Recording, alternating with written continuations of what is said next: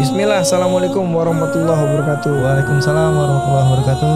Ini media sosial belakangan ini lagi rame. Tiap hari juga rame, Riz, medsos. Ini rame sama berita perselingkuhan. Udah biasa itu mah di medsos. Ini nggak biasa bro. Apa yang nggak biasa? Ini ada seorang laki-laki selingkuh sama ibu dari istrinya sendiri.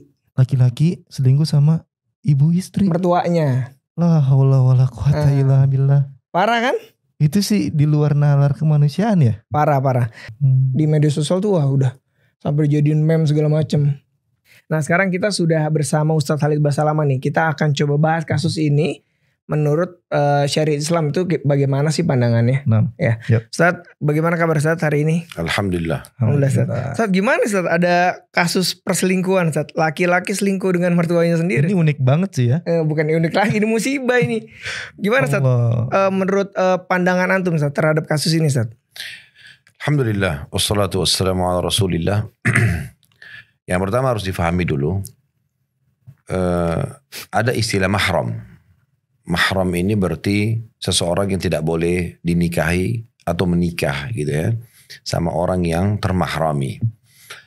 Ada orang yang begitu kita lahir, mereka sudah mahram kita. Seperti orang tua kandung. Ya. Anak laki-laki sama ibunya, anak perempuan sama ayahnya. Begitu juga dengan semua yang berhubungan dengan kedua orang tua. Paman, tante. Semua yang jalur ke atas orang tua, kakek, nenek. Semua jalur ke samping seperti saudara, saudari. Semua jalur ke bawah saudara-saudari itu adalah ponakan. Semua jalur ke bawah kita langsung anak, cucu. Nah ini secara otomatis ini jadi mahram. Ya. Ada orang yang menjadi mahram artinya tidak boleh kita menikah dengan mereka. Itu disebabkan karena susuan. Nah, saudara susuan. Kalau misalnya saya disusuin oleh seorang ibu tetangga. Itu sebanyak atau sebanyak 5 kali sampai kenyang, 5 kali susuan, maka saya menjadi anak susuannya ibu tersebut. Berarti semua anak perempuan ibu tetangga yang menyusui saya itu adalah mahram saya, termasuk ibu itu sendiri. Kemudian juga ada yang disebabkan karena pernikahan. Nah itulah mertua sama anak mantu. Mereka ini mahram dan sifatnya abadi. Begitu saya menikah dengan seorang wanita, maka ibu istri saya itu adalah mahram abadi saya. Saya sama istri mahram sementara. Selama pernikahan kami berjalan, tidak terjadi perceraian, maka berarti mahram. Tapi kalau terjadi perceraian, maka lewat masa iddah 3 kali bersuci, istri sudah bukan mahram lagi. Tapi ibu dia adalah mahram saya selamanya. Oh abadi ya Ustaz? Abadi. Panjang berarti. Nggak bisa terputus. Jadi mertua itu sama dengan posisi anak mantu adalah mahram abadi. Sampai mati Ustaz? Sampai mati. Jadi mertua seperti orang tua, anak mantu seperti anak. Jadi kalau ada kasus terjadi seperti itu, ada seseorang anak mantu selingkuh dengan mertuanya, ini berarti perzinahan yang terjadi dengan mahram. Dan ini yang tertinggi dalam bab zina. Berat. Paling tinggi itu Ustaz. Ya, karena zina itu ada beberapa level. Zina itu ada level tertinggi berzina dengan mahram. Ibu sama anak, ibu sama anak laki-laki, ayah sama anak perempuan, saudara sama saudari, ponakan sama paman, ponakan sama tante. Ini semua adalah zina yang mahram. Ini yang paling tinggi. Kalau dalam bab zina, bila ada seseorang berzina, dia bujang sama gadis. Laki-lakinya bujang, perempuannya gadis. Mereka belum pernah menikah sebelumnya. Ketahuan, tangkap mereka berzina, maka hukumannya adalah dicambuk 100 kali. Dan diasingkan setahun. Gitu kan? Nah kalau dia sudah atau salah satunya atau keduanya sudah menikah, maka yang sudah menikah ini hukumnya dirajam. Sampai mati Ustaz? Ya, dilempar batu sampai mati. Itu kita bicara hukum Islam. Gitu kan?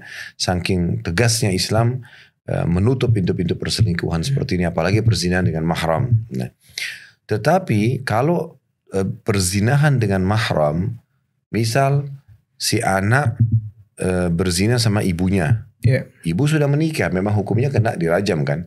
Tapi si anak walaupun belum menikah, tadinya hukum syar'inya kalau orang umum adalah dicambuk dan diasingkan setahun, tapi ini enggak, dihukum rajam juga. Karena tegasnya dan kerasnya hukum terhadap orang yang berzina dengan mahram. Jadi walaupun mereka belum menikah, tetap hukumannya adalah rajam. Gitu. Nah level kedua kan itu kedua itu adalah berzina dengan istri mujahid.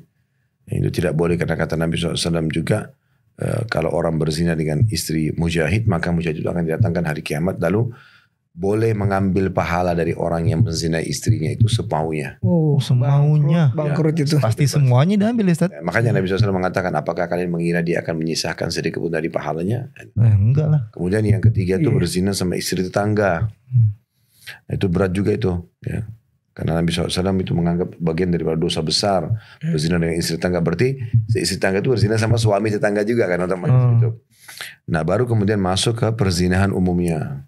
Tapi yang kita bahas adalah perzinahan yang tertinggi. Berzina dengan mahram tadi. Ngeri banget ya. Luar biasa. Saat konsekuensi dosanya itu gimana? Saat maksudnya ini kan levelnya udah berat banget nih. Di mata syariat itu gimana Saat? Maksudnya dosanya itu sebesar apa sih Saat? Kalau kalau bicara besarnya dosa ya. Kalau besar gitu. Dia dosa besar. Itu dosa besar. Dan dia level tertinggi dalam dosa zina gitu. Cuma yang perlu diperhatikan adalah syahwat itu sebenarnya bisa dikontrol. Dan syaitan tidak boleh dibiarkan untuk selalu menguasai syahwat. Syahwat itu kalau dialihkan kepada hal yang baik, misalnya dia melampiaskan syahwatnya pada istrinya atau pada suaminya, boleh saja. Pada makanan yang halal gitu kan, pendapatan yang halal. Itu gak ada masalah. Tapi kalau dia tahu pada yang haram, ini tidak boleh. Gitu kan, ini tidak boleh. Apalagi pada mertuanya sendiri. Itu sangat tidak masuk akal. Tetapi begitulah syaitan biasa mengelabui orang gitu. Seakan-akan itu adalah perbuatan yang baik. Iya. Saat ini agak pelik juga nih Saat. Gimana Saat kita biar tahu Saat gimana sih hak-haknya mertua gitu terhadap menantu ke mertua itu hak-haknya seperti apa Saat? Sama dengan orang tua pada anak atau anak pada orang tua. Jadi mertua ke anak mantunya sama dengan anaknya sendiri. Dan anak mantu kepada mertua sama dengan orang tuanya sendiri. Karena memang dia seperti posisi anak. Ibu mertuanya boleh tidak berhijab depan dia. Seperti ibunya. Bakti dia boleh salaman. Ya kecuali kalau bakti pasti ibu kandung lebih. Tetapi yang kita maksudkan sini adalah dia seperti anak berlakunya. Bukan orang asing. Kalau orang asing kan seorang wanita muslimah harus pakai jilbab. Tutup aurat. Udah jadi kayak ibu sama anak kita aja gitu ya.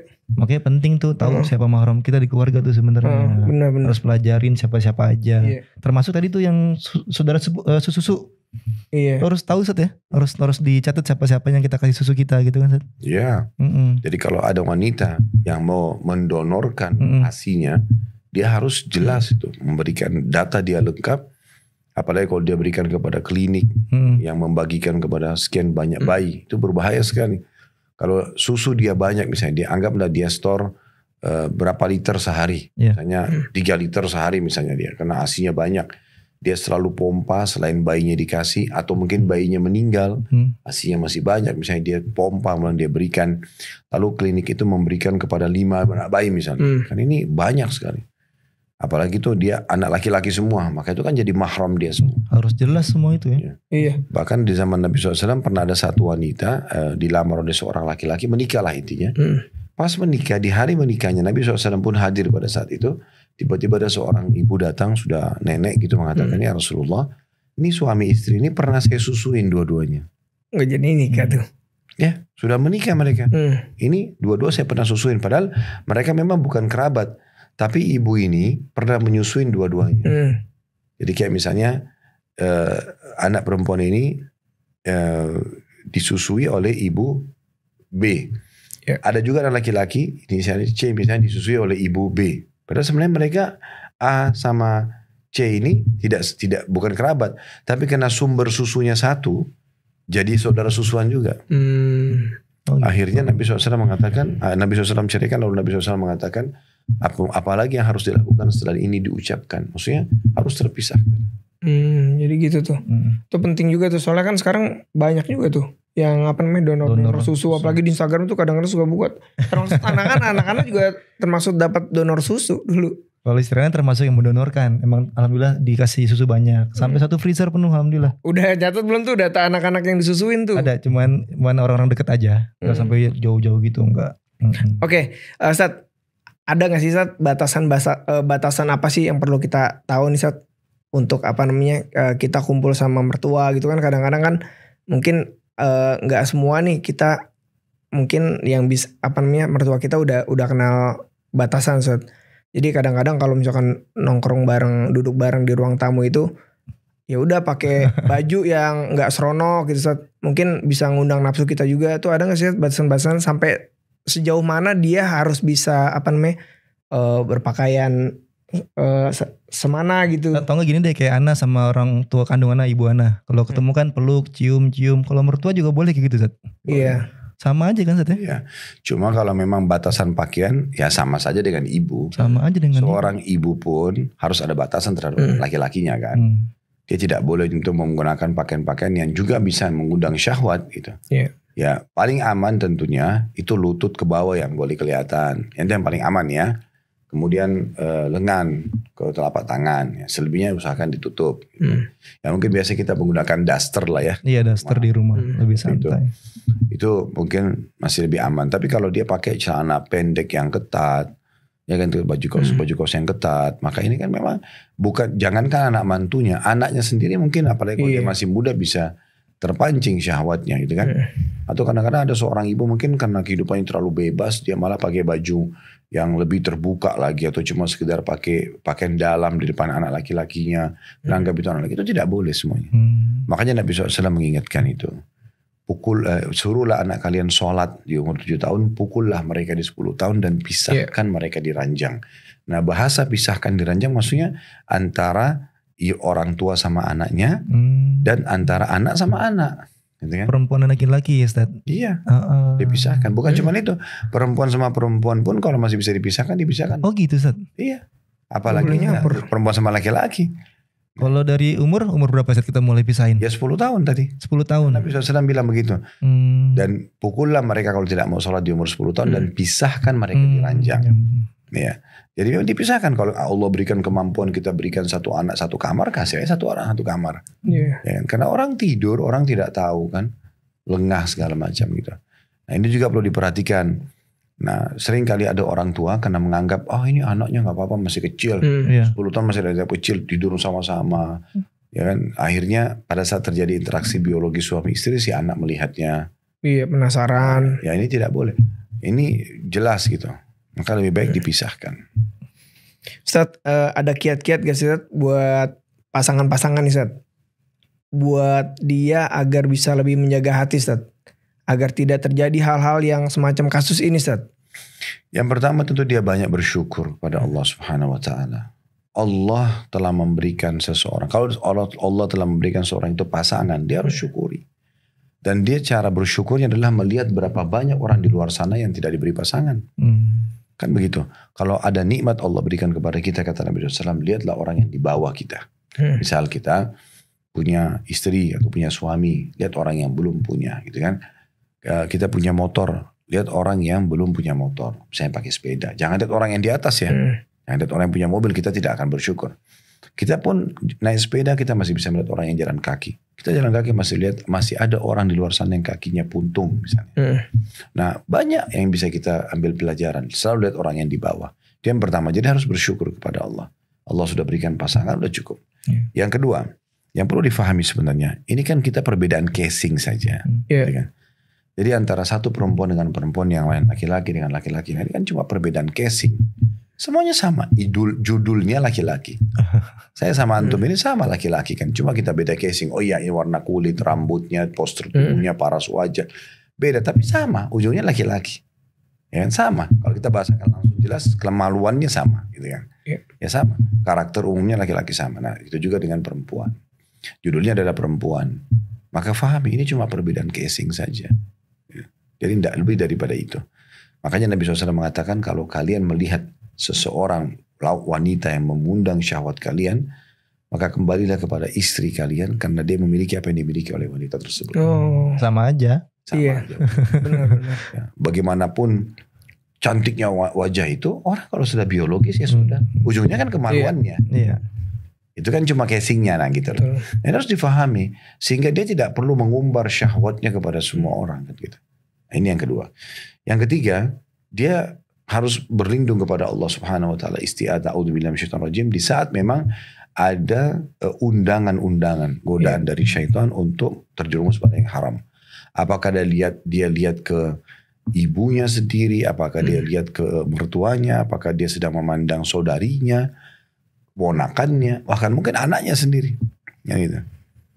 Nah ini dia harus baca A'udzubillahiminasyaitonirrajim, berlindung kepada Allah SWT dan mohon kepada Allah agar disembuhkan itu.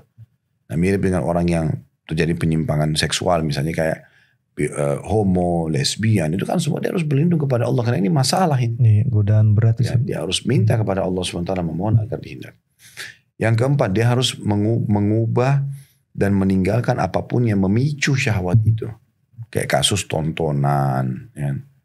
Itu begitu tuh tontonan-tontonan. Karena biasanya kalau ini yang paling banyak besar pengaruhnya tontonan. Kalau tontonan itu bisa dihindari, tonton pengen porno, cuplikan-cuplikan yang mengundang syahwat. Ini yang paling banyak mengundang syahwat. Karena syahwat itu kalau sudah bangkit, mungkin orang jelek pun di depan jadi cantik. Kan gitu. Orang jelek pun di depan jadi gagah gitu. Karena syahwat lagi bangkit. Nah kalau syahwat tidak dipicu, nah kan gak ada masalah.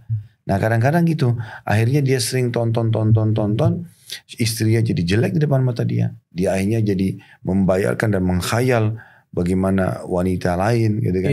Nah sampai akhirnya syaitan bisa membuat matanya terhiasi kalau lihat mertuanya, lihat mungkin saudari istrinya, iparnya dan seterusnya. Dia harus hindari ini. Kemudian juga yang terakhir masalah lingkungan. Nah, lingkungan ini juga penting. Ya, bisa saja mungkin dia berada di lingkungan teman-temannya yang biasa cerita, mertua aku itu cantik loh. Aku tuh mungkin ya, atau mungkin terjadi antara temannya itu sama mertuanya interaksi seperti itu, maka dia mendengarkan, kan begitu. Atau mungkin cerita kasus selain mertua misalnya, temannya itu cerita tentang perzinahannya dia semalam, di tempat diskotik, di karaoke lah atau di mana. Dia kan tuh mendengar. Kuping ini sama mata itu semuanya connect sama hati manusia. Pintu masuknya. Iya, ini semua kalau orang dengar sesuatu itu connect sama hati. Dia sesuatu connect sama hati. Dan kalau sudah hati ini yang memerintahkan dia mahkota kan. Bergerak semuanya. Nah ini yang jadi masalah. Maka harus hati-hati hindari. Makanya Nabi SAW mengatakan almaru ala dini khalili. Seseorang sesuai dengan agama, sahabat atau lingkungan yang dia hidup. Falyanzur ahadukum ila man yukhalil, karena harus pilih baik-baik siapa yang kalian jadikan sebagai teman kalian. Nah ini biasa komunitas begitu. Orang terjerumus dalam homoseksual, orang terjerumus dalam lesbian, orang terjerumus dalam yang aneh-aneh ini semuanya ini itu karena pergaulan. Lingkungan. Harus pinter milih lingkungan yang baik sebenarnya. Kalau zaman sekarang tuh kayak circle namanya. Iya benar. Kita harus punya circle yang baik. Iya. Gitu. Terus jangan sampai kita ini terlalu terlena dalam handphone nih. Handphone juga kadang-kadang suka menjebak juga nih. Banyak iklan-iklan tiba-tiba ahwat tuh. Kalau dia bisa mengontrol pergaulan dia ini, itu sangat membantu sekali. Karena memang contoh dia ini berpikir punya syahwat dengan mertuanya atau anak mantunya atau saudarinya atau iparnya. Kira-kira sebenarnya dia berteman sama orang-orang yang baik. Kemudian dia ngomong sama temannya, saya kok ada begini. Temannya kira-kira apa kan dia? Nasihati. Iya, karena betul, komunitasnya baik kan gitu. Tapi kalau komunitasnya buruk, udah coba. Iya, malah dikomporin kan gitu. Nah itu pengaruhnya besar. Bener. Terus jangan juga tuh nonton yang macem-macem. Mendingan nonton gini nih kan, nonton orang tawaf ya kan. Ini live nih. Iya live. Ini live. Kita lagi di Mekah nih. Iya. Kan? Lagi ikut sama Wutur. Iya makanya nuansa kita nih dari kemarin ke harap-harapan. Ya mudah-mudahan tetap istiqomah nih programnya Sat. Jadi Ana siap Sat insyaallah. Host on the road. Ya Sat, ini kan kita nih Masya Allah nih, kita fakir ilmu nih Sat. Iman juga kadang naik kadang turun, tapi banyakan turunnya Sat. Mudah-mudahan kita nih lagi di tempat yang baik. Kita juga minta doanya dari Ustaz Khalid nih biar kita tetap istiqomah menjalankan kehidupan ini, apalagi kehidupan rumah tangga yang Masya Allah dilematikanya tuh luar biasa pas sekali. Banget nih kan hari Jumat nih, pas banget nih. Iya. Hari Jumat tadi juga sempat hujan di tanah yang penuh berkah banget ini kan. Iya. Masya Allah. Doain Sat. Jadi kalau misalkan ada kesalahan, ada hilaf, nasihatin, doain juga Sat biar kita nggak terjerumus nih karena harus sama gitu nasihatin Sat ya. Iya. Dia mah gitu. Tapi bener karena kasus kayak gini tuh bukan cuma nimpa orang yang mungkin nggak punya ilmu, tapi ya kita alhamdulillah ya lingkungan kita kan lingkungan yang Masya Allah teman-teman kita ada Ustadz juga di kantor yang kita buat teman-teman di rumah kalau pengen diingetin juga nonton channel kita. Bener. Ya, ikutin terus jadi program harian lah ya. Iya, karena banyak manfaat-manfaat insya Allah dari programnya diskusi nih. Betul, insya Allah. Iya, Taib Ustadz, Jazakallahu khairan Ustadz, barakallahu fikum nasihatnya Ustadz. Iya, sama-sama. Taib, kita jumpa lagi di episode selanjutnya dalam program diskusi Dialog seputar keluarga Islami. Barakallahu fikum. Wassalamualaikum warahmatullahi wabarakatuh.